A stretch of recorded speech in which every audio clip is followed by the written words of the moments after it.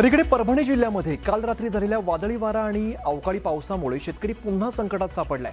रात्री अनेक भागामध्ये पावसाने हजेरी लावली आणि काढणीला आलेल्या आंबा पिकाला याचा फटका बसलेला आहे। वादळी वाऱ्यामुळे आंबा बागांचं मोठ्या प्रमाणात नुकसान झालंय आणि याचा आढावा घेतलाय आमचे प्रतिनिधी विशाल माने यांनी।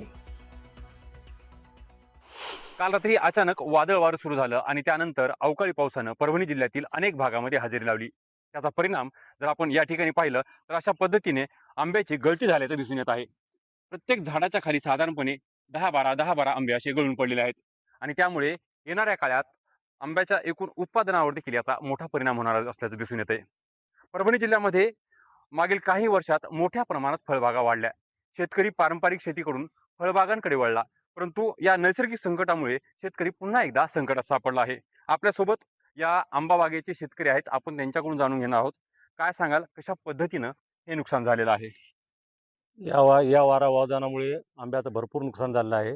झाडाचे सगळे फळं जे आहेत ते पडत आहेत आणि पानं जे आहेत ते पानगळती सुद्धा खूप झाली आहे आणि फळावर त्या पाण्यामुळे डाग पडणं सुरू झालेलं आहे.